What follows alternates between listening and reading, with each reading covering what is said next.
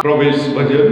हे प्रभु मेरी रक्षा कर, मुझे अपनी शरण देकर मेरा उद्धार कर। तू ही मेरी चट्टान और मेरा गढ़ है, अपने नाम के कारण तू मुझे आगे ले चल और मेरा पथ प्रदर्शन कर। पिता और पुत्र और पवित्र आत्मा के नाम पर आमीन। हमारे प्रभु यीशु ख्रिस्त की कृपा, ईश्वर का प्रेम और पवित्र आत्मा का साहचर्य आप सबको प्राप्त हो और आपकी आत्मा के साथ। प्यारे मसीही विश्वासियों, आज वर्ष का 6वां सामान्य इतवार है। ईश्वर आध्यात्मिक उन्नति के साथ साथ भौतिक उन्नति में भी रुचि रखता है। यीशु ने लोगों के जीवन को बेहतर बनाने के लिए कठिन परिश्रम किया। लोगों के जीवन स्तर को ऊंचा करने के लिए उन्होंने प्रवचन सुनाया। दरिद्रों, भूखों, रोने वालों और तिरस्कृत किए गए लोगों को धन्य कहा ताकि उनका जीवन सुंदर बने। उन्होंने कमजोर वर्ग के लोगों को आगे बढ़ाने का सदैव प्रयत्न किया। हम क्रिस्तियों से भी यही आशा की जाती है। तो क्या हम इस कार्य को किस प्रकार से कर रहे हैं? एक दूसरे को आगे बढ़ाने में हम सहयोग प्रदान कर रहे हैं या नहीं? आइए आज हम अपने अंतःकरण की जांच करें और इस विश्व बलिदान में भाग लेने से पूर्व अपने कमजोरियों के लिए, पापों के लिए प्रभु से क्षमा की याचना करें।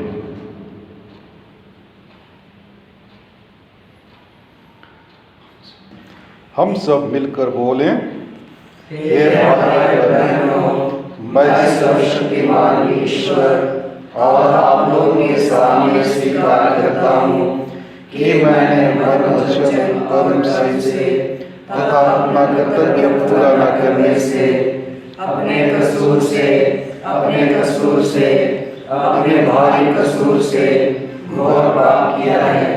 इसलिए मैं नित्य हमारी मरियम से, सब स्वर्गदूतों, सब और आप लोगों से, हे भाई बहनों, विनती करता हूँ कि आप लोग मेरे लिए प्रभु ईश्वर से प्रार्थना करें। सर्वशक्तिमान ईश्वर हम लोगों पर दया करे और हमारे पाप क्षमा कर हमें अनंत जीवन प्रदान करे। आमीन। तू पश्चाताप करने वालों को क्षमा प्रदान करने आया है, हे प्रभु दया कर। हे प्रभु दया कर। तू पापियों को बुलाने आया है, हे ख्रिस्त दया कर। हे ख्रिस्त दया कर। तू पिता के दाहिने विराजमान होकर हमारे लिए प्रार्थना करता है, हे प्रभु दया कर। हे प्रभु दया कर। सर्वोच्च स्वर्ग में ईश्वर की महिमा और पृथ्वी पर उसके कृपा पात्रों को शांति। हे प्रभु ईश्वर, स्वर्ग के राजा, सर्वशक्तिमान पिता ईश्वर, हम तेरी प्रशंसा करते हैं, हम तुझे धन्य करते हैं, हम तेरी आराधना करते हैं, हम तेरी महिमा गाते हैं, हम तेरी अपार महिमा के कारण तेरा गुणगान करते हैं। हे प्रभु यीशु ख्रिस्त, इकलौते पुत्र, हे प्रभु ईश्वर, ईश्वर के मेमने, पिता के पुत्र, तू संसार के पाप कर देता है, हम पर दया कर। तू संसार के पाप कर देता है, हमारा निवेदन स्वीकार कर। तू पिता के दाहिने विराजमान है, हम पर दया कर। क्योंकि तू ही पवित्र है, तू ही प्रभु है, तू ही यीशु ख्रिस्त पवित्र आत्मा के संग पिता ईश्वर की महिमा में सर्वोच्च है। आमीन। ये निवेदन प्रार्थनाएं हैं हमारे परिवारों के में जो भी जरूरतें हैं, आवश्यकताएं हैं, उन्हें प्रभु के पावन वेदी पर समर्पित करते हुए मन ही मन प्रार्थना करें। हे ईश्वर, तू धर्मी और सच्चे हृदय में निवास करता है। ऐसी कृपा कर कि हम अपने जीवन में तेरी कृपा संजोए रखें, ताकि तू हमारे हृदयों में निवास कर सके। हम यह प्रार्थना करते हैं अपने प्रभु तेरे पुत्र यीशु ख्रिस्त के द्वारा, जो तेरे तथा पवित्र आत्मा के संग एक ईश्वर होकर युगानुयुग जीते और राज्य करते हैं। आमीन।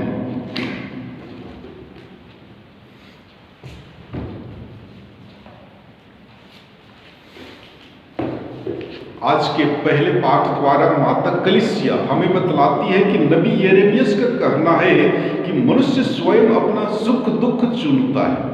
जो मनुष्य पर भरोसा रखता है वह अंत में दुखी होगा, जो ईश्वर पर भरोसा रखता है वह कभी निराश नहीं होगा। नबी यिर्मयाह का ग्रंथ अध्याय 17 पद संख्या 5 से 8 तक से लिया गया है। पाठ का मूल वाक्य है, धिक्कार उस मनुष्य को जो मनुष्य पर भरोसा रखता है। धन्य है वो मनुष्य जो प्रभु पर भरोसा रखता है। प्रभु का कहना है, धिक्कार उस मनुष्य को जो मनुष्य पर भरोसा रखता है, जो निरे मनुष्य का सहारा लेता है और जिसका हृदय प्रभु से विमुख हो जाता है। वह मरुभूमि के पौधे के सदृश है जो कभी अच्छे दिन नहीं देखता।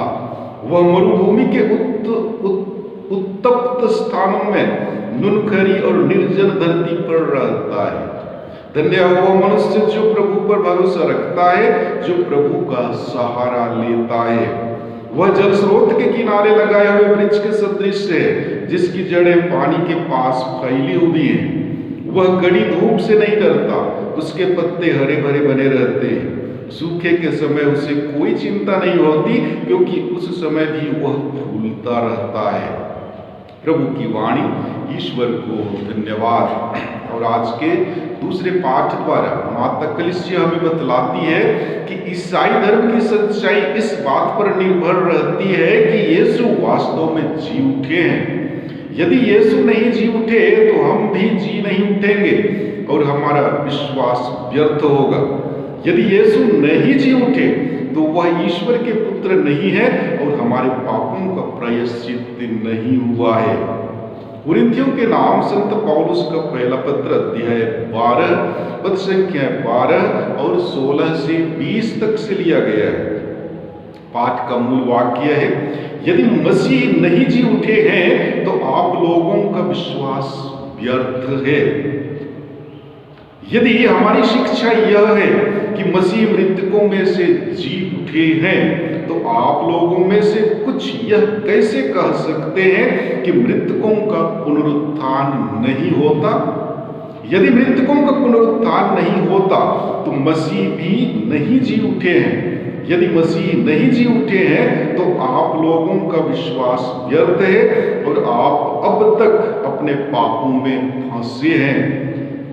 इतना ही नहीं, जो लोग मसीह के विश्वास में मर गए हैं वे भी विनष्ट हो गए हैं।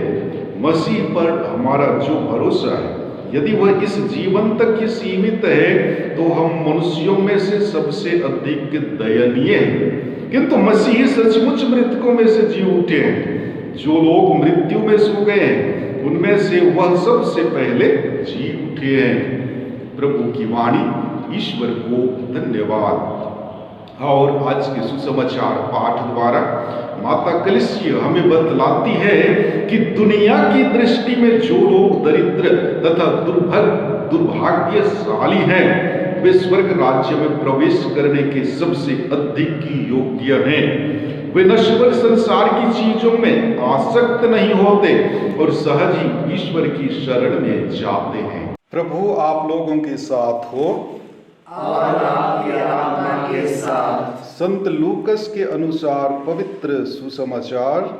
हे प्रभु तेरी महिमा हो। ये 6 पद संख्या 17 और 20 से 26 तक से लिया गया है। वचन कहता है, यीशु उनके साथ उतरकर एक मैदान में खड़े हो गए। वहां उनके बहुत से शिष्य थे और समस्त यहूदिया तथा यरूशलेम का और समुद्र के किनारे तीरूस और सीदोन की विशाल जनसमूह भी था, जो उनका उपदेश सुनने और अपने रोगों से मुक्त होने के लिए आया था। यीशु ने अपने शिष्यों की ओर देखकर कहा, धन्य हो तुम जो दरिद्र हो, स्वर्ग राज्य तुम लोगों का है। धन्य हो तुम जो अभी भूखे हो, तुम तृप्त किए जाओगे। धन्य हो तुम जो अभी रोते हो, तुम हंसोगे। धन्य हो तुम जब मानव पुत्र के कारण लोग तुमसे बैर रखेंगे, तुम्हारा बहिष्कार और अपमान करेंगे और तुम्हारा नाम घृणित समझकर निकाल देंगे। उस दिन उल्लसित हो और आनंद मनाओ, क्योंकि स्वर्ग में तुम्हें महान पुरस्कार प्राप्त होगा। उनके पूर्वज नबियों के साथ ऐसा ही किया करते थे। धिक्कार तुम्हें जो धनी हो, तुम अपना सुख चैन पा चुके हो। धिक्कार तुम्हें जो अभी तृप्त हो, तुम भूखे रहोगे। धिक्कार तुम्हें जो अभी हंसते हो, तुम शोक करोगे और रोओगे। धिक्कार तुम्हें जब लोग तुम्हारी प्रशंसा करते हैं। उनके पूर्वज झूठे नबियों के साथ ऐसा ही किया करते थे। प्रभु का सुसमाचार। हे ख्रीस्त, तेरी स्तुति हो। प्यारे मसीही विश्वासियों, आज वर्ष का छठा सामान्य रविवार है।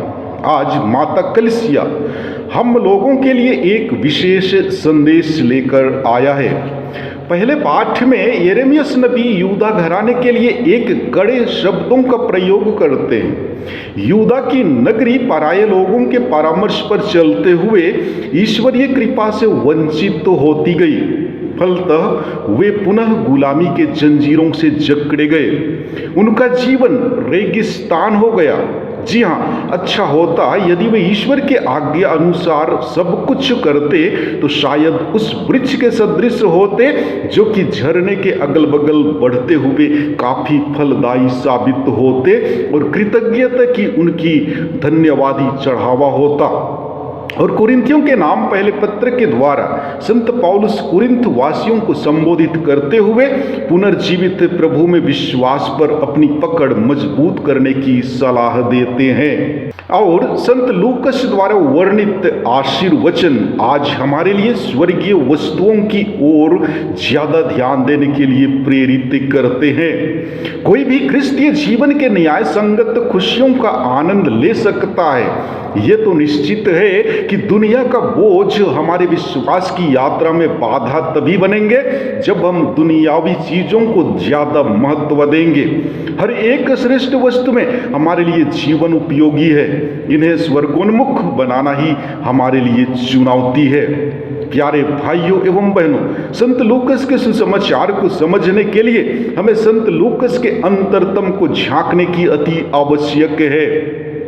संत लूकस एक गैर यहूदी थे और उन्होंने अपने सुसमाचार को गैर यहूदियों को यह बतलाने के लिए लिखा कि ईसा मसीह ही वह मुक्तिदाता है जिसकी प्रतिज्ञा सदियों से की गई है। इसलिए उन्होंने समाज में बहिष्कृत और कम महत्व दिए जाने वाले लोगों के प्रति विशेष दिलचस्पी लेते हुए उनके विश्वास को मजबूत बनाना था। जब हम आज के सुसमाचार पर मनन करते हैं तो यह स्पष्ट हो जाता है कि संत लूकस ने अपने सुसमाचार को दरिद्रों, भूखों, बहिष्कृत, अपमानित, घृणित तथा अत्याचार में पड़े लोगों को ढाढ़स बंधाते हुए यीशु ख्रिस्त पर विश्वास करने का आग्रह करते हैं। प्रभु यीशु का आशीर्वचन जिसमें सबसे पहले दरिद्रों की ओर संकेत करते हुए कहा गया है, धन्य हो तुम जो दरिद्र हो, स्वर्ग राज्य तुम लोगों का है।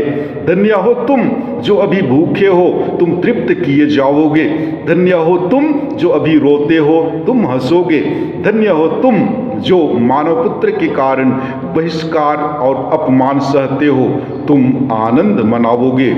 प्यारे भाइयों एवं बहनों, हम लोग जानते हैं कि यीशु के समय में फरीसियों और शास्त्रियों का बोलबाला था। समाज में उनका मान सम्मान था। नियम के ज्ञाता होने के कारण संपूर्ण अधिकार उनके हाथ में था, इसलिए जैसे वे चाहते थे लोगों को वैसे ही करना पड़ता था। फरीसियों और शास्त्रियों के हृदय में गरीब, अनाथ, भूखे प्यासे तथा कमजोर वर्ग के प्रति कोई प्यार नहीं था। इस स्थिति में उन्होंने प्रभु यीशु में अपने मुक्तिदाता को देखा और उनका अनुयायी बन गए। लेकिन पहली शताब्दी के ख्रिस्तियों की स्थिति से हम अच्छी तरह से वाकिफ हैं कि प्रभु के शिष्यों को किस प्रकार से सताया जाता था। उन्हें कई प्रकार की यातनाएं दी जाती थी। जो भी प्रभु के अनुयायी बनते थे उन्हें समाज से बाहर कर दिया जाता था। इस स्थिति में जो ख्रिस्तीय धर्म को अपनाया था, धीरे धीरे प्रभु पर से उनका विश्वास कमजोर होने लगा और कई लोग वापस अपने पुराने धर्म पर वापस जाने लगे। इसीलिए संत लूकस उनके विश्वास को मजबूत बनाने के लिए अपने सुसमाचार को लिखते हुए उन्हें बताना चाहते थे कि प्रभु यीशु ही वह मुक्तिदाता है जिसकी प्रतिज्ञा नबियों के द्वारा की गई थी। प्यारे भाइयों एवं बहनों, ये सच है कि जो भी प्रभु यीशु का अनुसरण करता है उसके जीवन में कई प्रकार की दुख तकलीफें आती हैं। ये सदियों से चला आ रहा है और जब तक यह संसार अस्तित्व में है ऐसे ही चलता रहेगा। आज इस युग में भी यही हो रहा है, क्योंकि संत योहन के सुसमाचार अध्याय 15 पद संख्याएं 18 में स्वयं प्रभु यीशु ने कहा है, यदि संसार तुम लोगों से बैर करे तो याद रखो कि तुमसे पहले उसने मुझसे बैर किया। अतः जब भी आप प्रभु यीशु के नाम से दुख तकलीफ महसूस करते हैं तो प्रभु के इस वचन को याद रखते हुए अपने विश्वास में अडिग बने रहने की कोशिश करें।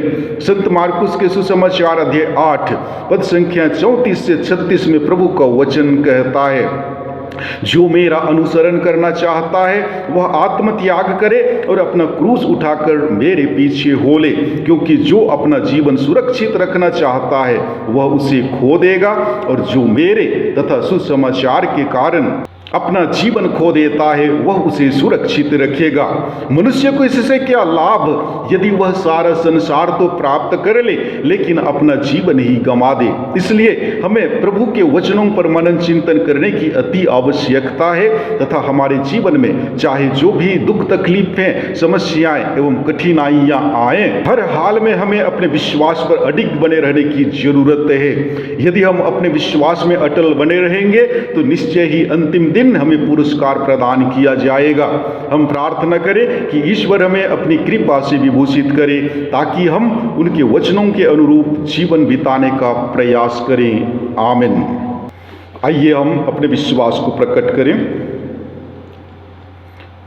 मैं स्वर्ग और पृथ्वी के सृष्टिकर्ता सर्वशक्तिमान पिता ईश्वर और उसके इकलौते पुत्र अपने प्रभु यीशु ख्रिस्त में विश्वास करता हूँ, जो पवित्र आत्मा के द्वारा गर्भ में आया, कुमारी मरियम से जन्मा, पोंतुस पिलातुस के समय दुख भोगा, क्रूस पर चढ़ाया गया, मर गया और दफनाया गया। वह अधोलोक में उतरा और तीसरे दिन मृतकों में से फिर जी उठा। वह स्वर्ग में आरोहित हुआ और सर्वशक्तिमान पिता ईश्वर के दाहिने विराजमान है। वहाँ से वह जीवितों और मृतकों का न्याय करने आएगा।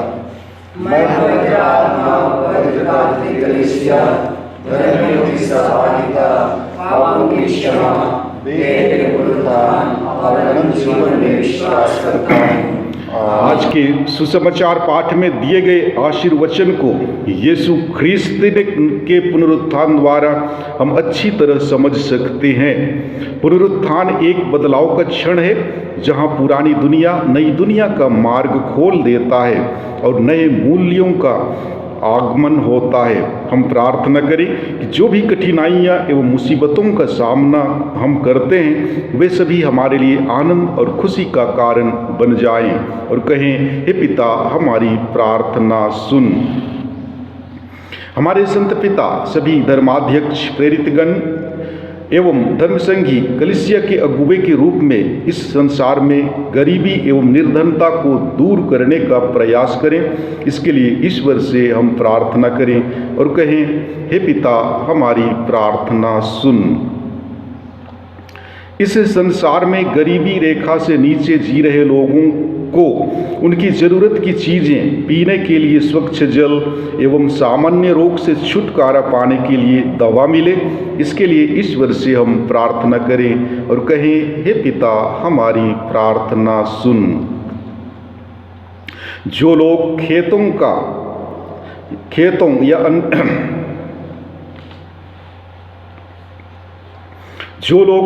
या अन्य स्थानों में मजदूर के रूप में काम करते हैं, उन्हें घर के लोगों की देखभाल के लिए एवं बच्चों की पढ़ाई के लिए अच्छी मजदूरी मिले, इसके लिए ईश्वर से हम प्रार्थना करें और कहें, हे पिता, हमारी प्रार्थना सुन।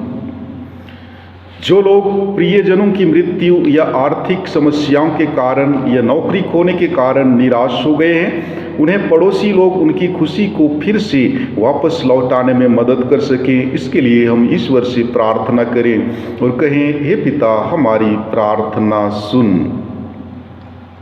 हम इस यूखरिस्ट समारोह में उपस्थित हम सभी विश्वासीगण ईश्वर वचन से प्रकाशित होकर पूर्ण रूप से ईश्वर पर भरोसा करें, ताकि वह हमें अपने राज्य में प्रवेश पाने का पुरस्कार प्रदान करे। इसके लिए हम ईश्वर से निवेदन करें और कहें, हे पिता, हमारी प्रार्थना सुन।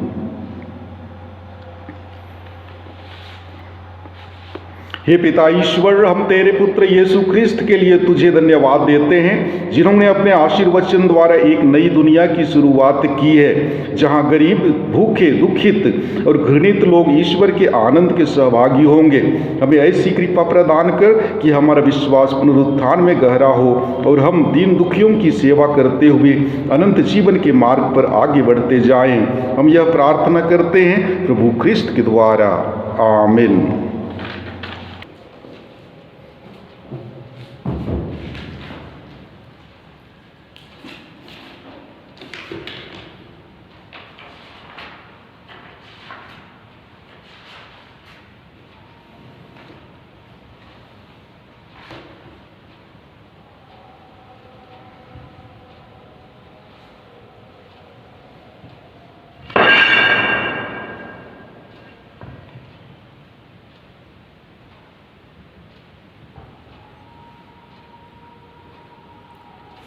धन्य है तू सकल सृष्टि के प्रभु ईश्वर।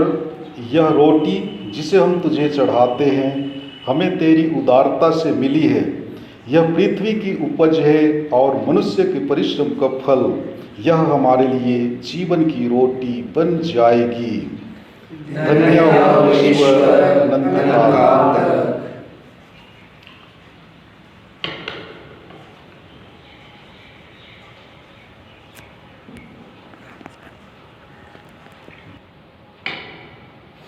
धन्य है तू सकल सृष्टि के प्रभु ईश्वर।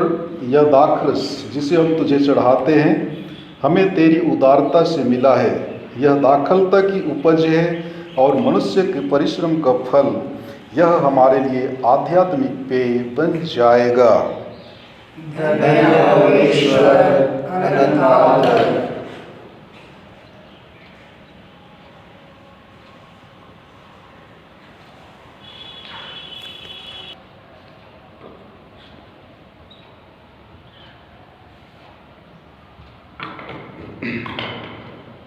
भाइयों और बहनों, प्रार्थना कीजिए कि सर्वशक्तिमान पिता ईश्वर मेरा और आप लोगों का यह बलिदान स्वीकार करे।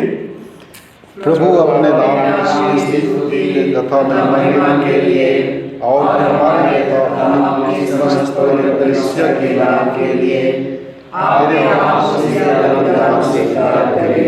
आमीन। हे प्रभु, यह भेंट हमें शुद्ध और नवीन करे और तेरे मार्ग पर चलने वालों के लिए अनंत पुरस्कार का स्रोत बन जाए। हम यह प्रार्थना करते हैं अपने प्रभु ख्रिस्त के द्वारा, आमीन। प्रभु आप लोगों के साथ हो और आपकी आत्मा के साथ। प्रभु में मन लगाइए। हम प्रभु में मन लगाए हुए हैं। हम अपने प्रभु ईश्वर को धन्यवाद दें। यह उचित और न्याय संगत है। हे परम पवित्र पिता, यह वास्तव में उचित और न्याय संगत है। हमारा कर्तव्य तथा कल्याण है कि हम सदा और सर्वत्र तेरे प्रिय पुत्र यीशु ख्रिस्त के द्वारा तुझे धन्यवाद दें। ये ही है तेरे आदि शब्द जिनके द्वारा तूने सृष्टि की रचना की, जिन्हें तूने हमारे मुक्तिदाता तथा उद्धारकर्ता के रूप में भेजा। इन्होंने पवित्र आत्मा की शक्ति से देह धारण कर कुंवारी से जन्म लिया। इन्होंने क्रूस पर अपनी भुजाएं पसारी और दुख भोगा, ताकि मृत्यु के बंधनों को तोड़कर ये पुनरुत्थान प्रकट करें। इस भांति इन्होंने तेरी इच्छा पूरी करके तेरे लिए एक पवित्र प्रजा प्राप्त की है। इसलिए स्वर्गदूतों और सब संतों के स्वर में स्वर मिलाकर हम भी तेरी महिमा का बखान करते हैं। पवित्र पवित्र पवित्र प्रभु विश्वमंडल के ईश्वर, स्वर्ग और पृथ्वी तेरी महिमा से परिपूर्ण है। सर्वोच्च स्वर्ग में होशाना, धन्य है वे जो प्रभु के नाम पर आते हैं। सर्वोच्च स्वर्ग में होशाना।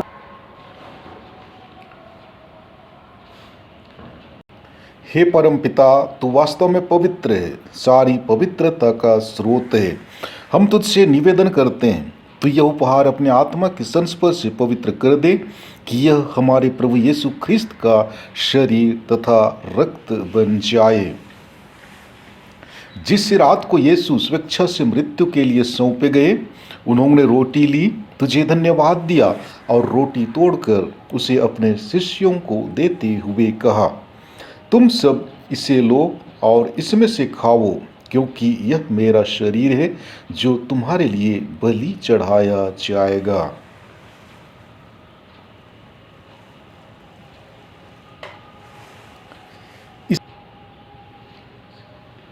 इसी भांति भोजन के बाद उन्होंने कटोरा लिया, तुझे धन्यवाद दिया और उसे अपने शिष्यों को देते हुए कहा, तुम सब इसे लो और इसमें से पियो, क्योंकि यह मेरे रक्त का कटोरा है, नवीन और अनंत व्यवस्थान का रक्त जो तुम्हारे और बहुतों के पापों की क्षमा के लिए बहाया जाएगा। तुम मेरी स्मृति में यह किया करो।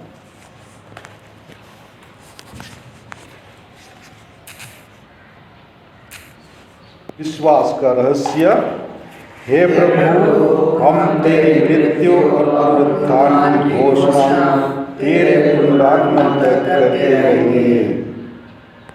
हे परम पिता, यह आज्ञा मानकर हम अपने प्रभु की मृत्यु और पुनरुत्थान की स्मृति में तुझे जीवन की रोटी और मुक्ति का कटोरा चढ़ाते हैं।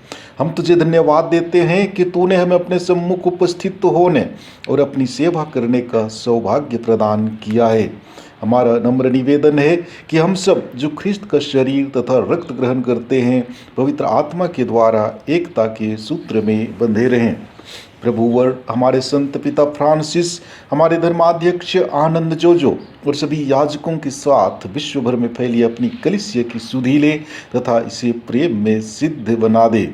हे प्रभु, अपने सेवक सेविकाओं की सुधि ले, जिनको तूने इस लोक से अपने यहाँ बुला लिया है। उन्हें यह वर दे कि जैसे वे बपतिस्मा में तेरे पुत्र की मृत्यु के सहभागी हुए थे, वैसे ही उनके पुनरुत्थान का भी सौभाग्य प्राप्त करें। हे प्रभु, हमारे उन बंधुओं की भी सुधि ले जो पुनरुत्थान की आशा में परलोक सिधार चुके हैं। उन्हें और सभी मृतकों को अपने पुण्य दर्शन का सौभाग्य प्रदान कर हम सब पर दया दृष्टि डाल कि हम भी अनंत जीवन के सहभागी बने और ईश्वर की माता धन्य कुमारी मरियम, प्रेरितगण और सब संतों के साथ जो युग युग में तेरे विश्वस्त सेवक बने रहें, तेरे स्तुति गान कर सके तेरे पुत्र यीशु ख्रिस्त के द्वारा। हम सब मिलकर पवित्र त्रित्व की स्तुति एवं महिमा एक साथ करें।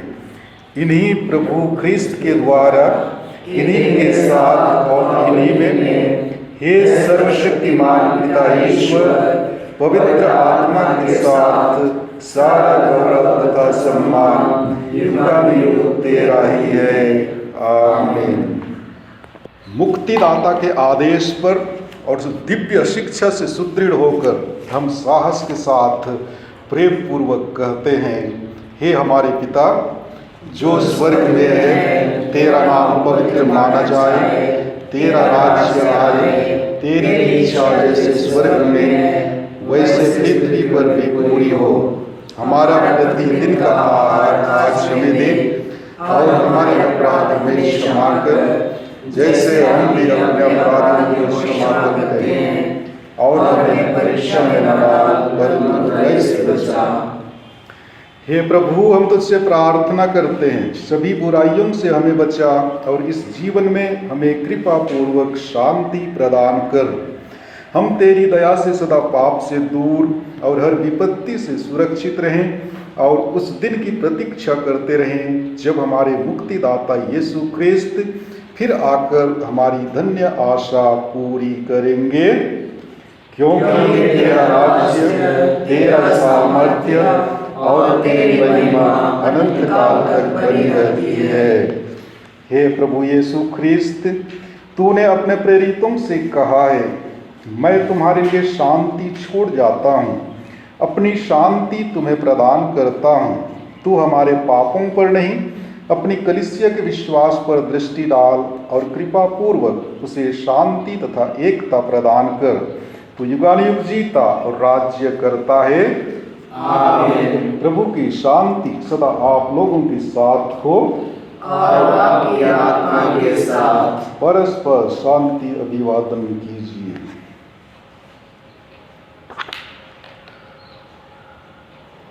ईश्वर की हे ईश्वर के मेमने, तू संसार के पाप पर लेता है, हम पर दया कर। हे ईश्वर के मेमने, तू संसार के पाप पर लेता है, हम पर दया कर। हे ईश्वर के मेमने, तू संसार के पाप पर लेता है, हमें शांति प्रदान कर। देखिए ईश्वर का मेमना, इन्हें देखिए जो संसार के पाप हर लेते हैं। धन्य हो वे जो मेमने के भोज में बुलाए गए हैं।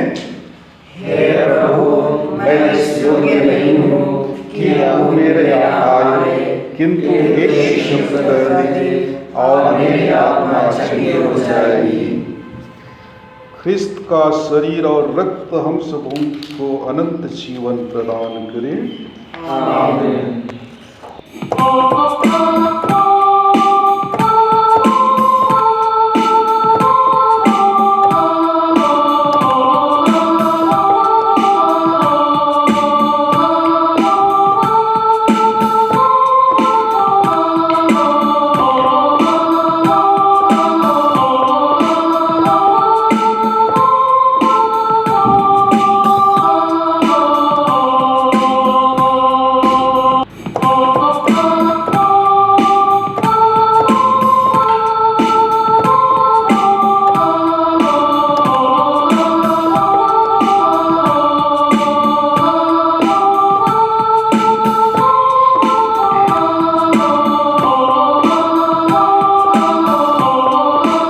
प्रसाद भजन।